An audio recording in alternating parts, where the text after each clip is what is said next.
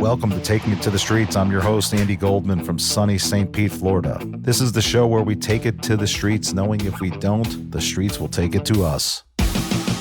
Welcome to Taking It to the Streets. It's Andy Goldman, Mike McLaughlin, and this show is brought to you by Wrightwood Medical, www.wrightwoodmedical.com. That is with a W, RIGHTWOOD, medical.com, or 773-848-7100. The leader in refurbished medical equipment is Wrightwood Medical.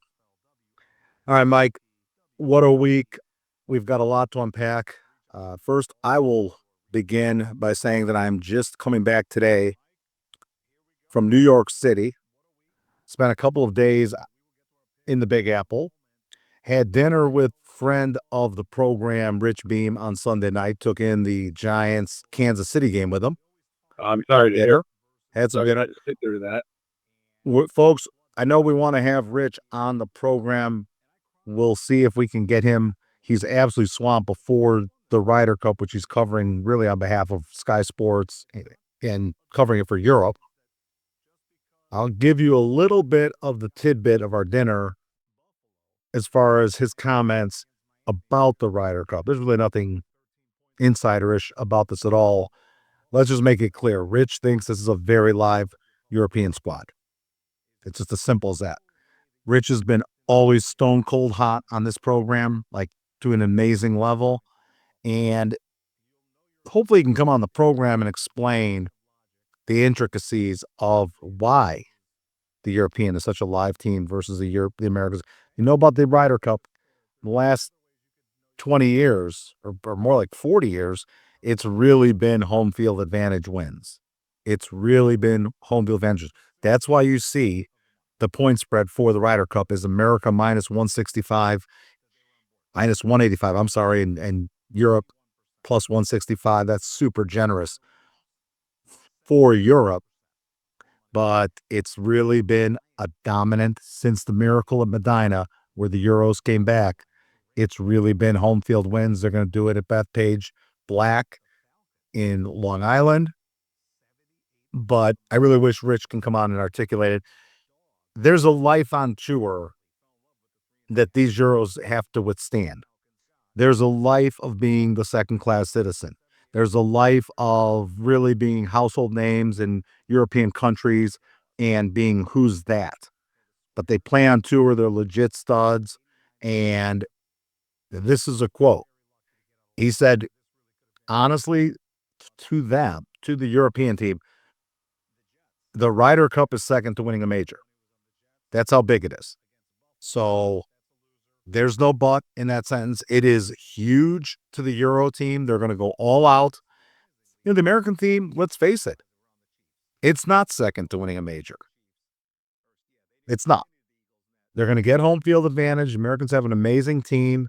They've held court for 40 years. So is Europe overseas.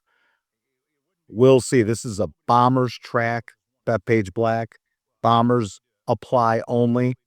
You better be able to hit it 320 every single time off the tee. That kind of bomber.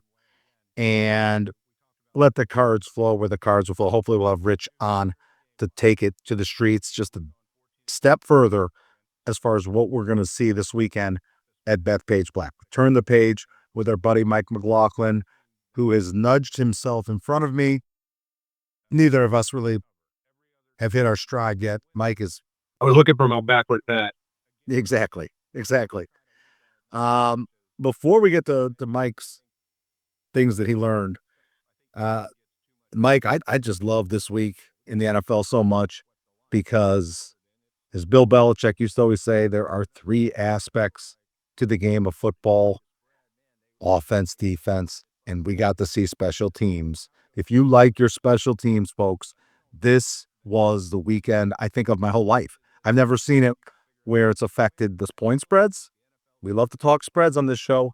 Had massive effect on point spreads, but had a massive effect on the games. You take it from there, Mike. It was unbelievable. That Rams game, right? You had the Rams +3.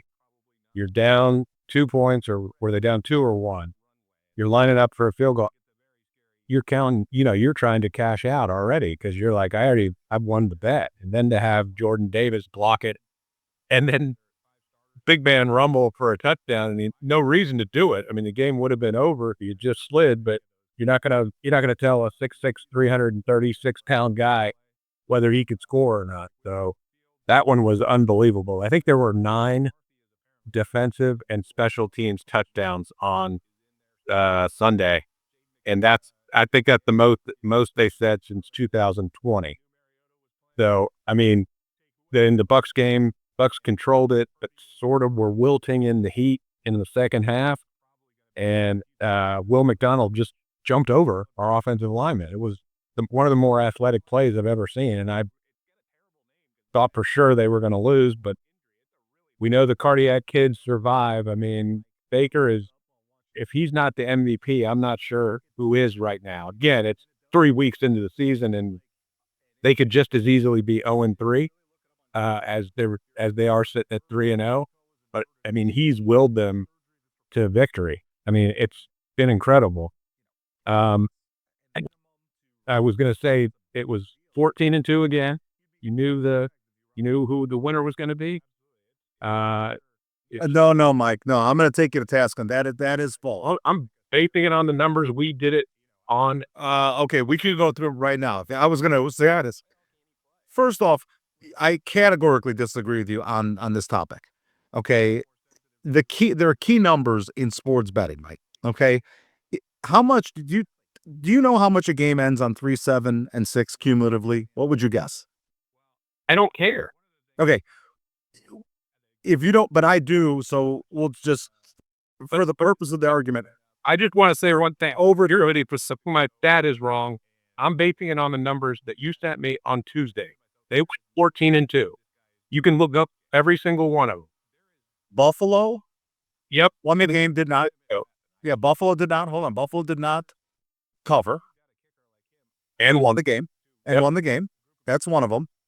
And the Bucks won the game, did not cover. The line came into play. All right. So there were 3. The Chargers were 2.5. No, it's. But I know we're okay. That it was 2.5, 3. Fair enough. I mean, I'm basing it on the lines you send me on. Fair enough. That we'll go. You're right. It depends when you get the number. Of course. Yeah, can't change the number on you. No. So the Chargers did count as the 49ers. Yep, that was 1.5. So, and then there's a lifeboat with the Eagles game. So there's a lifeboat with the Eagles game, or it's 4 with a push. So my point is the line very much matters. Very much. 3, 7, and 6 accounts for 31% of the margin of victory in the NFL, period. So to dismiss it, I just, again, I disagree. I think it comes into play. We keep chronicling all these games. Mike, look at this game coming up this week, New Orleans and Buffalo. Are you saying just categorically just bet Buffalo? No, because the number, when the spreads get above a certain number, then there's a greater exposure. I acknowledge that. But just saying numbers land on 3-7 is giving Vegas way too much credit. You seem to think that Vegas has a perfect system for analyzing this, and people anecdotally think they do. I categorically disagree with it because I've been tracking it. And the numbers, yes, you can get on the wrong side of a number, but it doesn't mean that the numbers are right. They should be used as a tool, but you still need in the NFL, I think college, the numbers are oftentimes even worse. Yeah. But the numbers are not as important, especially with the change in the 2-point conversion, the people going for it on 4th down. I mean, I don't think 3 and 2 and 1 are as important as they used to be. And I still think it's hard as hell to pick a game because you picked the Packers you picked the Browns to cover, but we didn't realistically think they were going to win the game. I thought they could possibly cover, certainly didn't think they could win the game. And I think you got to reevaluate the Browns based on what you've seen this season. They've dominated for six six of the 8 quarters that they've played. Is it 8 quarters? Am I doing that right? No, 12 quarters. 12 quarters. So they've dominated for 10 of them. The Packers couldn't move the ball on them at all day. The Bengals put up 17 and I think had 7 yards in the second half. And even the Ravens game was close for a half. So that's when we're a quarter of the way into the season almost, and you're starting to figure out that, hey, the Browns defense is something to be reckoned with. So yeah, I think it's 8.5 this week. I wouldn't touch them.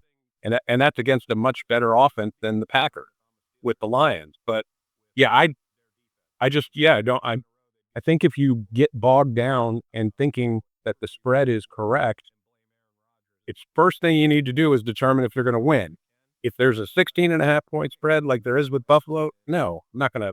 Why? That's like betting a college game where it's 50 points. There's so many ways to backdoor that, although New Orleans is pretty awful. Well, like I said, we'll just have to agree to disagree because if a game, is 3, there's a 14.9% chance of it, which I think is a massive percentage for the game to finish on 3. That is a fact, Mike. That is a fact. So to get the game at 3.5 versus 2.5 is a major edge, as we saw with the Chargers and the Broncos. It is. It is, and that's why you if you're that concerned about it, buy it down. Buy the half point. But that's foolish. You get killed doing that. Juice alone's insane, but the buy points is even more insane because now you're giving them more juice. So we'll just agree to disagree on that one. Never going to agree with you on it, and I'm 5-4. So I got you. That's very good. It's not very good. No, we're both going to hit a stride one of these days here. I mean, seriously, we're away. I'm 2-1, 2 weeks in a row, and it's great. And I'll be very honest. The Falcons game I got completely wrong. The Patriots game I got completely wrong. I just got lucky because I picked the Steelers. The Steelers should have killed the Patriots. I mean, the Patriots should have killed the Steelers. They had 5 turnovers, 2 of them when they were going into the thing. So that line wouldn't have been right if the Steelers didn't have 5 turnovers. And technically it's 6 when you count that guy going backwards on 4th and 2 when all you need to do is continue to stretch out the clock. So, I mean, it was, I can't remember the receiver's name, but it's like, that's high school. You see that. And I was bummed I had the Giants last week. We could have easily have added them to the list of a team that lost and covered. Mike, they're first and goal from the 3 with a minute to go. There's no reason, and they get moved back for too many men on the field, and then Russell gets sacked twice. That's that's a cover. Wilton caught you that. I'm just saying, right? No, there's no excuse. I'm just saying they converted a 4th and 12 to get it to the 3. Again, they're not going to win the game, but they're going to cover. That's at least what I'm thinking watching it. And I'm not disagreeing with you, but Russell Wilson that had to be watching that game in that stadium. If I know Dart is now starting, that was the most ridiculous sequence of passive I've ever seen. He intentionally grounded one that a 14-year quarterback can never do, and he did. He then ran the ball directly into the line, and then on the 4th down, you're down. I think they were down 9. You're down 9. You're going for it, or maybe it was 10. I'm not sure what the spread was, but he then just doesn't make it so that any one of his players can make a play. It was indefensible, and I can't believe he's still on the roster. It's not like they have some loyalty to Russell Wilson. He's not a be-off. This isn't like, hey, he's a free agent.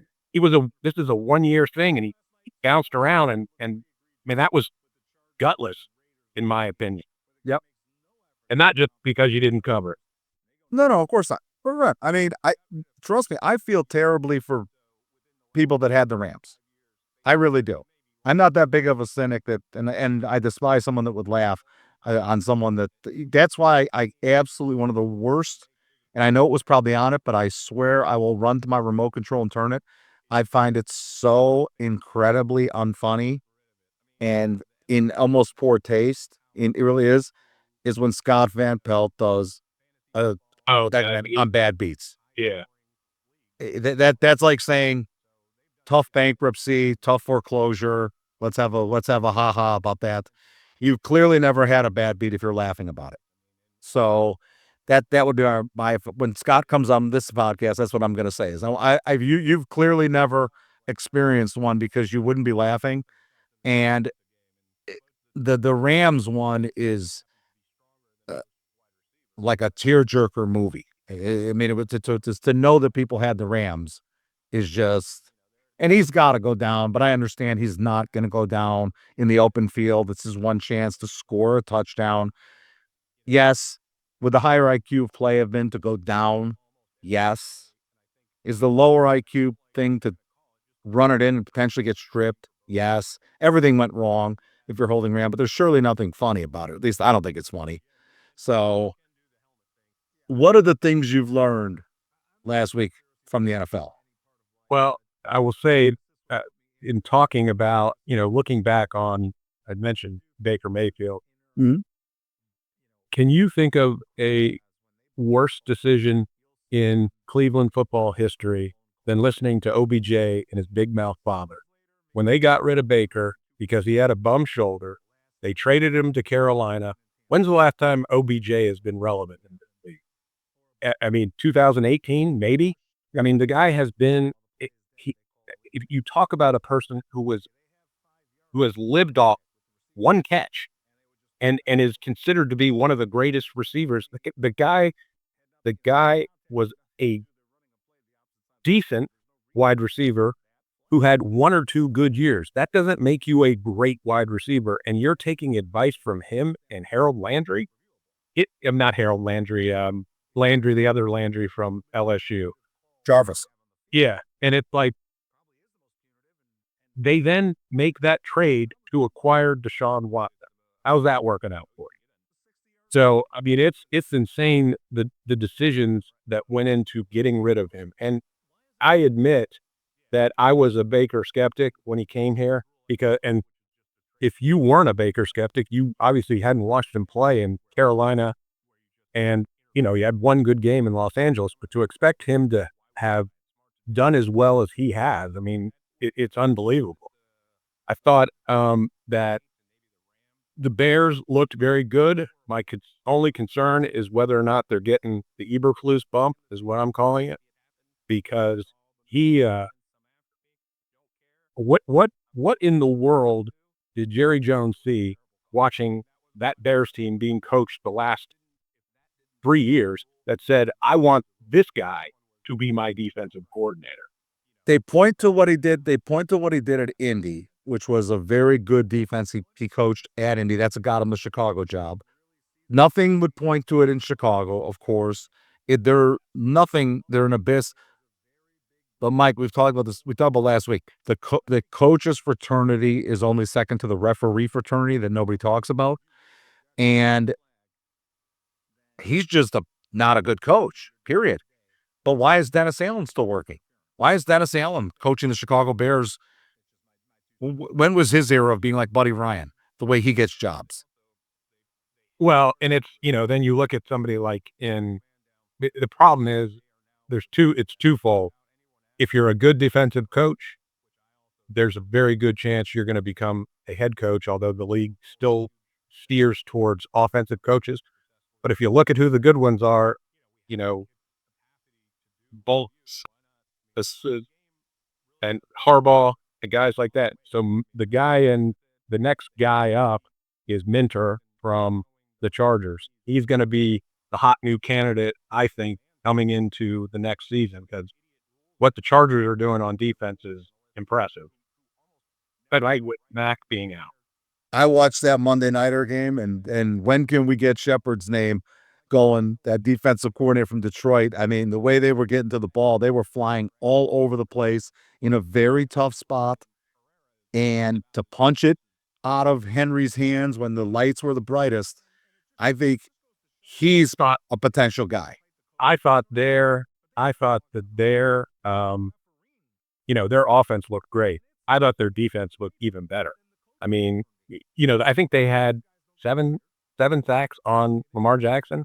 Yeah, and they chained him all night. I mean, his stats looked pretty good, but it wasn't. I mean, they did everything in their power to contain him, and It's the best I've seen Detroit look ever under Dan Campbell. And that's saying a lot because they've been great.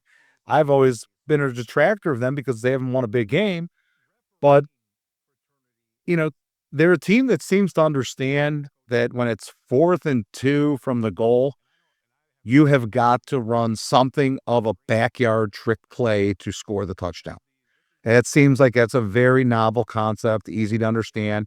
It can't be running between the tackles and praying that your line forges that's 1940s ball.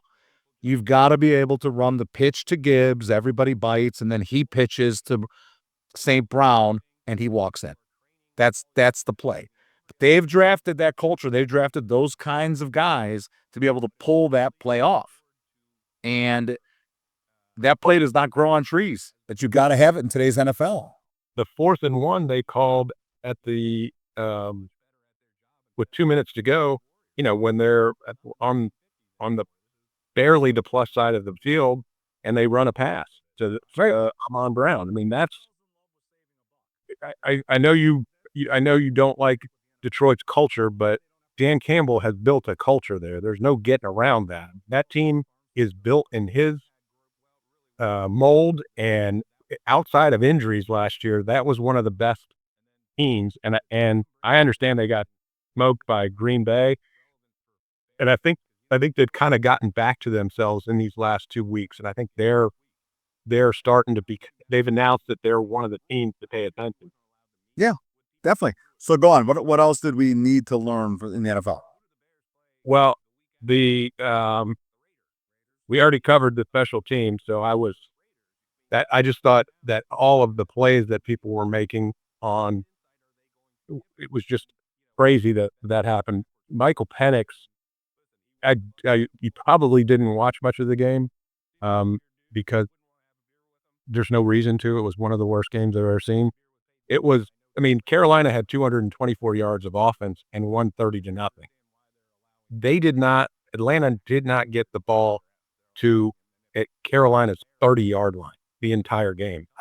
I Penix looked, you know, he looked like he wasn't ready for the job, and it's weird because he's looked so much better, but I don't know, now that he's had 6 or 7 starts, if the book is getting out on him because he would kept trying to throw to the outside. He wasn't working the middle of the field at all, and it looked like there may be he's gonna have to develop quickly because Carolina beating you 30 to nothing with that defense should not happen. I mean, that's still not a good defense. They couldn't get every time Bijan Robinson touches the ball, it looks like he's the best player in the NFL, and they can't even generate looks for him. So I'm not sure the what they're gonna do.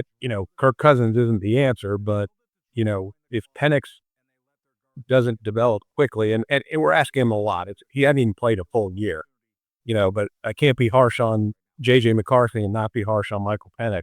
And he was being anointed this year, and he looked inept to me on Sunday. So that was it was a shocking result, and not just because I picked with which I would sell. Exactly. But I mean, it wasn't close. I didn't evaluate that game correctly at all. And I think they had 2 missed field goals. Sure, people are fascinated to hear about Carolina and, Atlanta. I didn't think that, the Texans I can't get over how you can have 9 draft picks if you're Houston. You replace your starting left tackle, Laramie Tunsil, with a second-round left tackle. You then add 2 guards from Seattle and Minnesota. What were the 2 problems in Seattle and Minnesota last year? Trouble up the middle. So let's fix our problem with someone who was terrible on another team. We have 9 draft picks. We use 2 of them on wide receiver when you don't need wide receivers, and you don't you take a single offensive lineman. I mean, John or Jim Harbaugh says it best. Offensive linemen are a skill position. And in this league, especially with how dominant defenses are, good offensive linemen are more valuable than a receiver any single day of the week. Couldn't agree. Or a dime a dozen. The elite ones are few and far between. We put the label elite way too quickly on wide receivers. OBJ in particular, who was he was elite for a season, maybe. Well, and Mike, and I'm a believer that there's no such thing as a good running back. Yeah. I think that's an oxymoron. There's such a thing as a great offensive line that affords a running back to be great, but there's no such thing as a great running back. Dude, agree or not agree? I think you can have elite skills, but behind a bad offensive line, you're never going to get to display them. So, and why the Raiders, who knew they had a terrible offensive line, you're supposed to have all this brain power in the coaching staff. You've got Pete Carroll, 74. You've got Chip Kelly, and you got Brady, and you've got whatever the weird guy's name is who's from Tampa, Spytek. You've got him as the GM, and you take a running back in the 6th overall pick when the Jets took a left tackle who could certainly have helped him. The Saints took a left tackle who certainly could have helped him. And and now everyone is being critical of Genty. I could have told, I didn't, I have one fantasy football team. I didn't touch him because I was like, there's no way this kid can be good with that offensive line. He may be good. Look at Saquon Barkley. He was average on the Giants. He becomes extraordinary when he gets behind the best offensive line in football. So was he bad with the Giants or extraordinary? He was probably extraordinary with a bad offensive line, and then you're just not special. And that's what makes the Chargers argument very strong. Because while everybody else is out taking Caleb Williams and Bryce Young and people like this and Cam Ward and God knows who you're just wasting draft capital on, in 2 consecutive years, I think it was 2 consecutive, they took Slater and Alt. Yep. And that is a great recipe for, they're dangerous. They can run the ball. Slater's obviously out for the season, but that you can run to Alt side all day. No, and they brought in Mekhi Becton from the Eagles, who's a guard now, who never should have been a tackle, even though he's as big as a house, and never should have been drafted before Tristan Wirfs. Thank God the Jets are idiots. But Harbaugh knows how to build a team and knows a fantasy football team is not the same as a football team. He will play physical. He will punch you in the mouth. He said last year when they played the Bucs that they got punched in the mouth, and that was a real eye-opener for him for how soft his team was, and that's why he got rid of it. He named, it wasn't just the Bucs, I just remember reading, but he named a couple teams who just out-physicaled him, and he's like, that is what I want to build. You build a bully. There's nothing travels better than an offensive line that can run the ball, because that cures a lot of evils. It makes quarterbacks look good. It makes running backs look great. It makes wide receivers look even better. This episode of Taking It to the Streets is brought to you by Wrightwood Medical, the leader in used and refurbished medical equipment. Wrightwood specializes in ultrasound equipment, but can also be your vendor of choice when sourcing lower-cost alternatives for your operating room suites, scanning the entire medical spectrum. From single physician offices to larger hospitals, Wrightwood is the lower-cost solution for your everyday medical equipment needs, and all of Wrightwood's equipment comes with warranty. You can reach Rightwood directly at www.rightwoodmedical.com. That is with a W, WRIGHTWOOD medical, or 773-848-7100. Again, 773-848-7100. If it's used medical equipment, it's Rightwood Medical.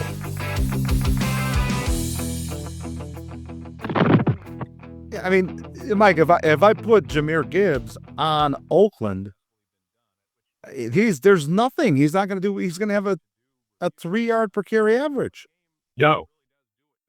Is he the Jahmyr Gibbs that you see who looks like something off of a video game? You're not getting that if you put him on. So my point is, there's no such thing as a good running back, and I don't understand why, like you said, Vegas would take a running back, or why anybody would take a running back. I believe you can get anybody. You have to invest in the offensive line. I don't. I mean, you can take it as a luxury pick if you have it, but you're right. You can get a guy. What did Bill Jakoski Merritt, whatever his name is? He's a 6th-rounder from Washington, and Washington's offensive line isn't even that great, and he looks better than Genty. I mean, there's stories all the time about it, but I would, if you can get 2 tackles, and if I had 2 first-round tackles and 1 6th-round running back against your first-round running back and 6th-round tackle, I'm going to beat you every day of the week. Yeah, absolutely. I agree with him. Absolutely. So a couple of little notes before we track how the house did versus the public. And I don't give you the games where they just pass juice, 50% or 55, 45, that kind of thing.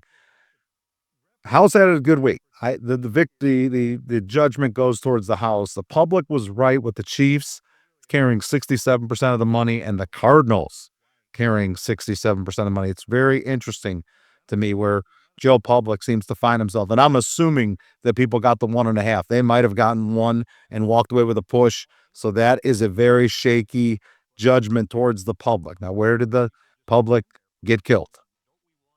They, of course, did not bet the Jaguars. They put 86% of the money on the Texans.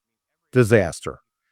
They put 87% of the money on the Falcons over Carolina because that's just a very public thing. They're never, ever going to bet Carolina no matter what. And then, of course, they put 80% of the money on the Cowboys over the Bears. The other thing the public loves to do is bet road teams. They have no problem at an 80% clip betting a road team in a pick'em game like Chicago and Dallas. They don't understand that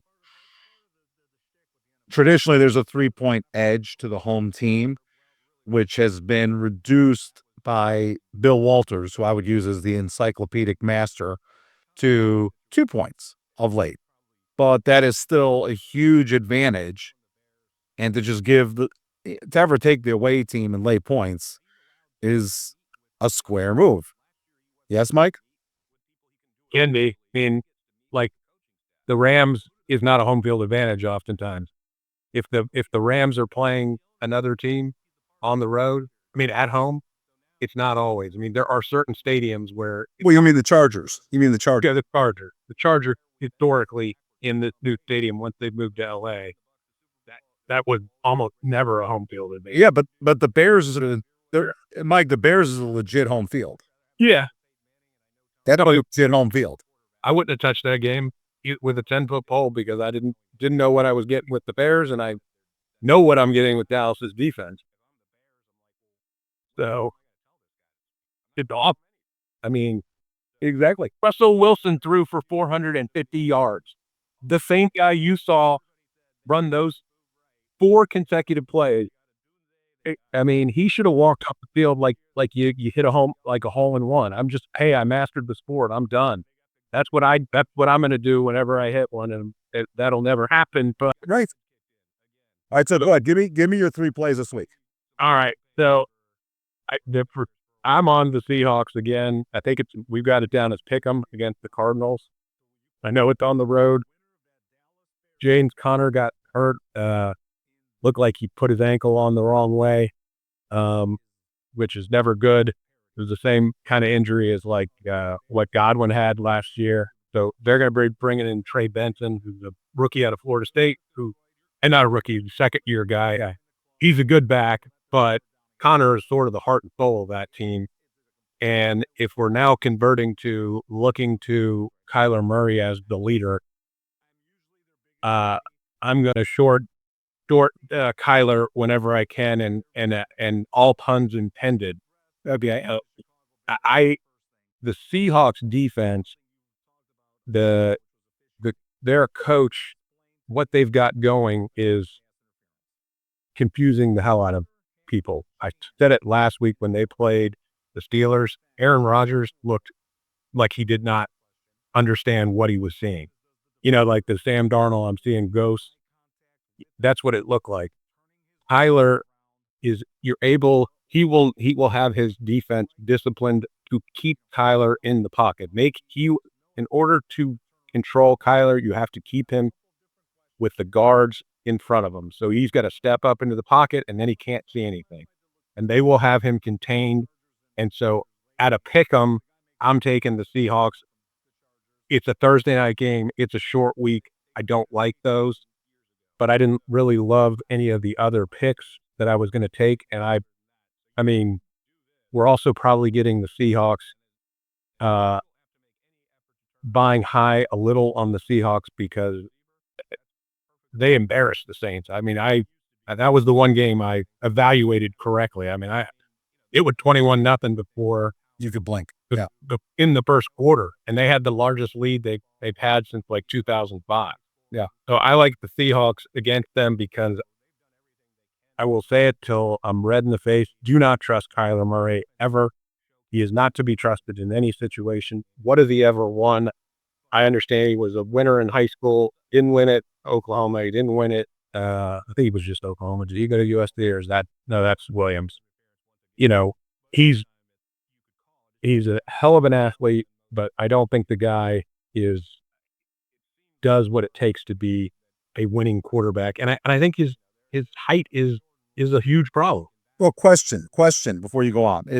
You're always saying you can't trust Kyler Murray. I have to ask him, can I trust Lamar Jackson, or does he go by the same rules as Murray, as someone that I cannot trust, who plays with twice as good of a team and has done nothing?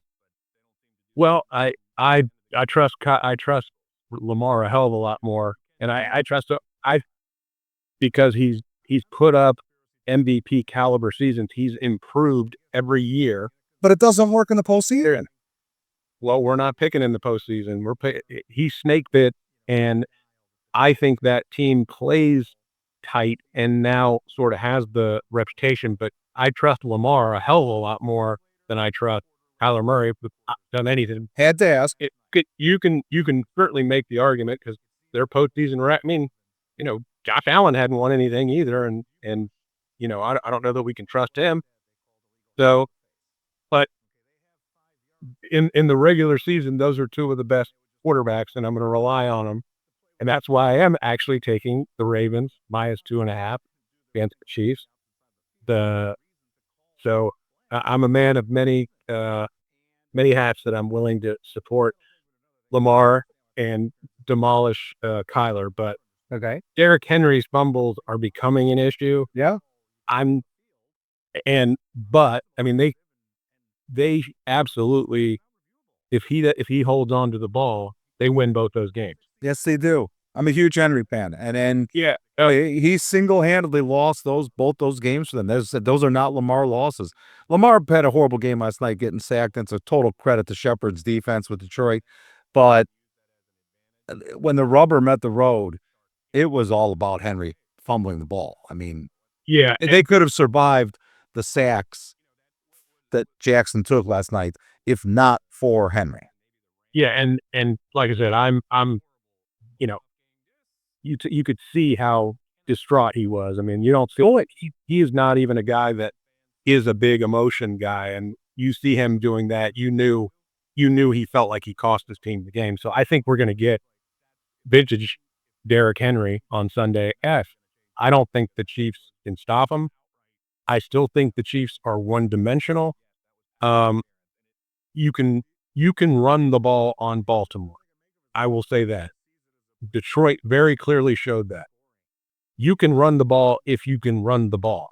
The Chiefs can't run the ball. Isaiah Pacheco and Lamar Kareem Hunt are not the same caliber as Gibbs and Montgomery or the same offensive line. So the fact that the Ravens' biggest weakness is running the ball on them, if Patrick Mahomes is your leading rusher, is that a good sign ever? So I've watched one of these teams is gonna be 1-3 on Sunday, and I've watched all of their games, and the one team could very easily be 3-0, and the other team could very easily be 0-3, and I'm talking about the Chiefs as the 0-3 team. The Giants, that game, had they to win. At Arch, they did.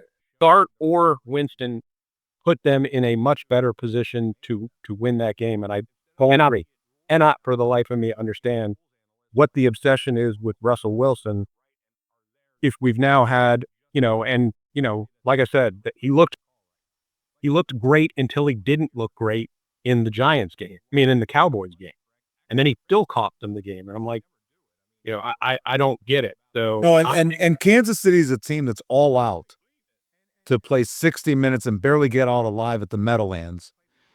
And Baltimore's a team by a freak of bad nature is losing in the midnight hour to Buffalo and Detroit.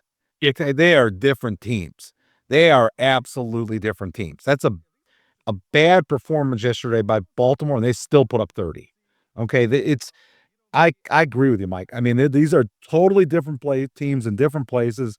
Chiefs are going to hold on to the bravado and the pedigree and the song that they've been singing because they've been so successful, and they deserve it.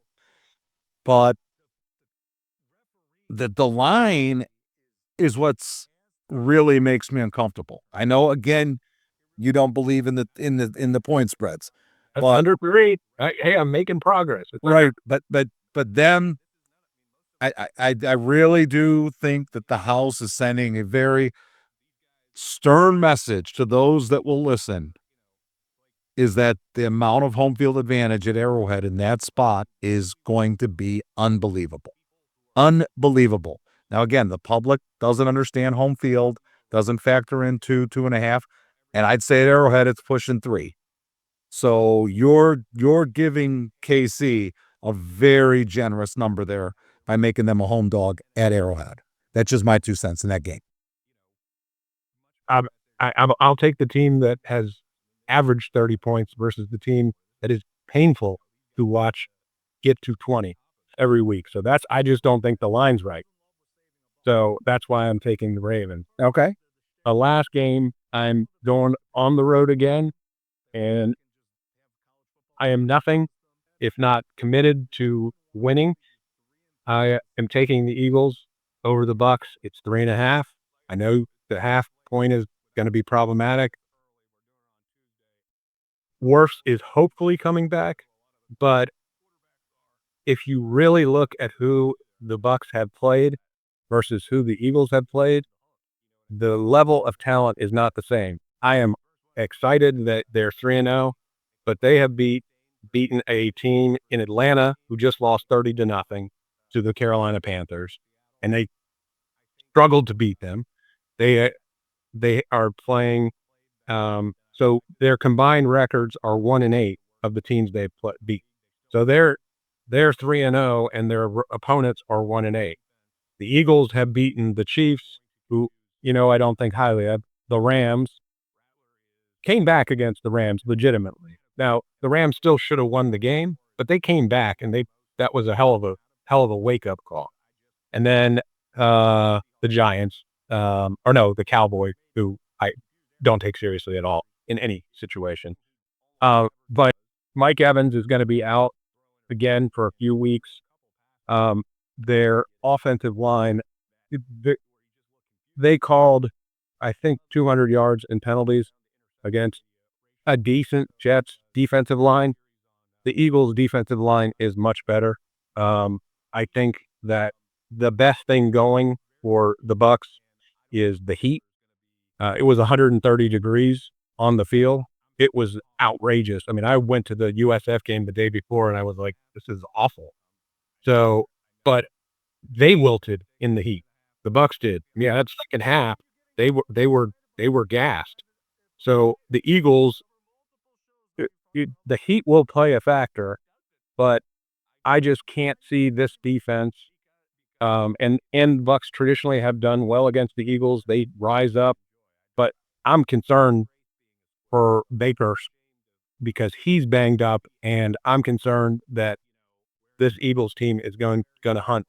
And Baker has had a number of plays that are turnover worthy. I think he may lead the league in what's known as turnover worthy plays, and he is.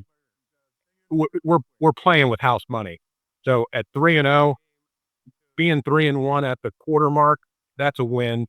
And they need to get healthy, get their offensive line right. The Eagles, I know missing Lane Johnson, but we don't have the horses to put pressure on them. So I think that one is I'm taking the Eagles. So I took the Eagles minus 3.5, Seahawks pick them, and the Ravens minus 2.5. Now I pre-road. I'm taking. I don't like your picks, buddy. I I know. don't like your picks because I don't like road chalk at all. Again, should be an oxymoron, just like good running back should be an oxymoron in NFL parlance. So there is no such thing. I mean, road chalk. The one that scares me the most of your picks, though, is Baltimore going to Arrowhead. That absolutely frightens me because Mike, there's just something in my gut before I get to my picks. It wasn't one of my three. So I'm just putting my 2 cents in. It feels like Kansas City's going to blow them out. Just based on the number. Based on the number. It feels like a Kansas City blowout. We know how Kansas City has struggled. I'm speaking now how I feel how the house perceives it. We know that they are trading at an absolute all-time low. This is the absolute worst that they've looked on the eyes in years. They're trading at an all-time low. Baltimore, I think they're trading kind of high, being a road chalk at Arrowhead. There's something equally as wrong in Baltimore as there is in KC with this Henry blowing 2 games for them. There is something I really think wrong. And if KC gets out to an early lead, Mike, it is all over. It is all over. They will run it up on these guys. It's just my 2 cents. And KC's putting them, they're pot committed in this game. They're going all in.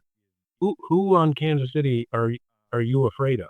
Name a that boy kid Tyquan Thornton is a guy who couldn't play in New England when New England had no receiver. it doesn't matter. He wasn't playing with Mahomes.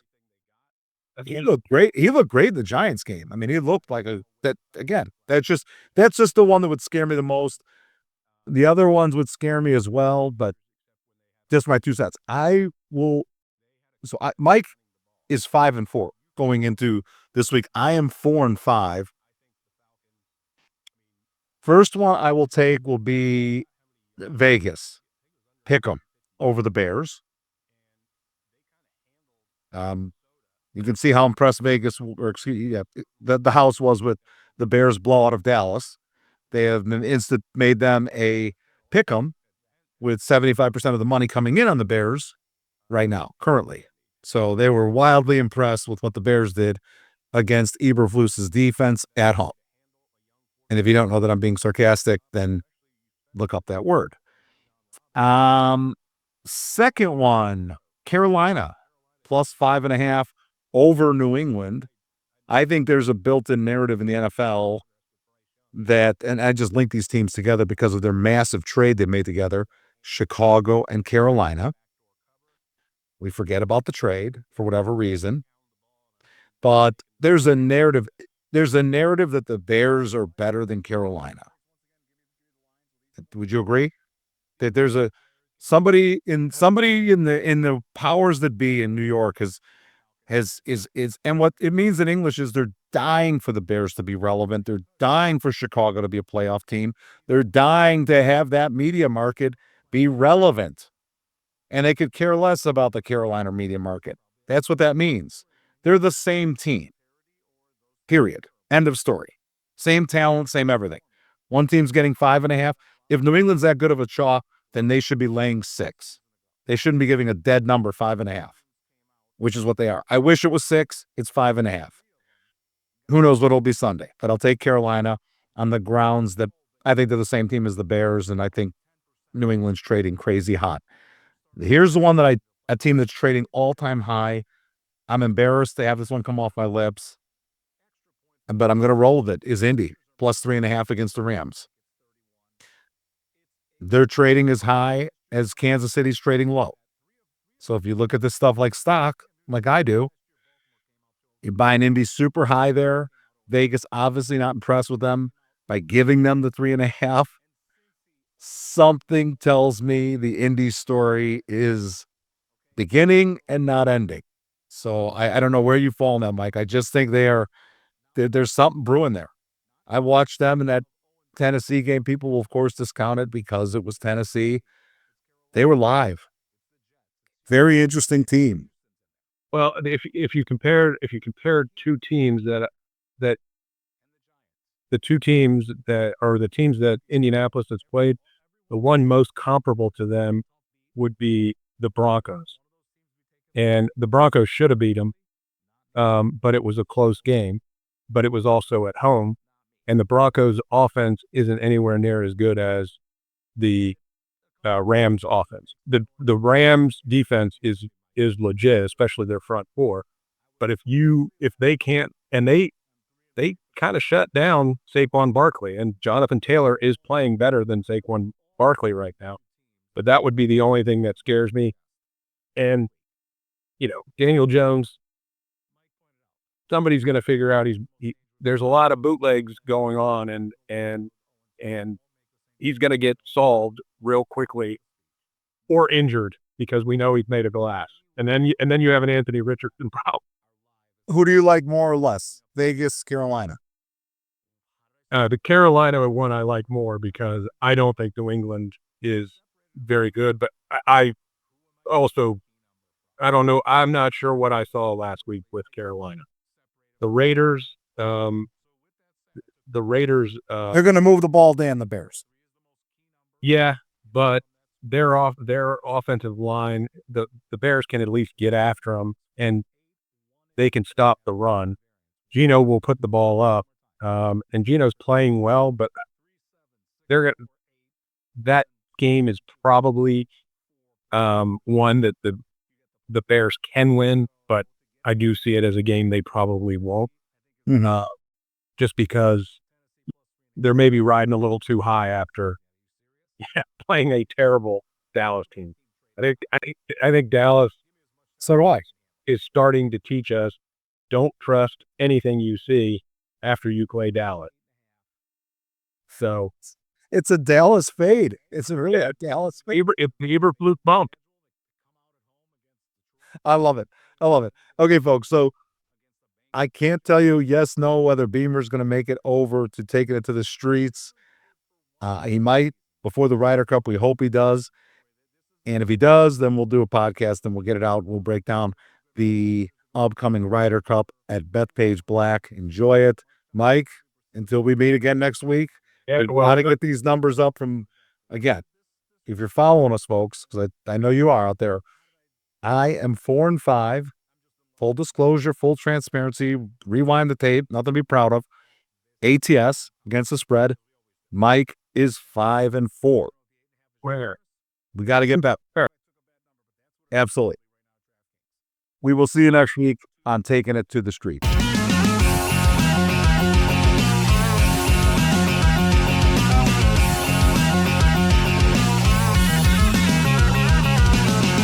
Goodbye from St. Pete. And remember, folks, you're only as good as your last trade. So never too high, never too low, till we meet again.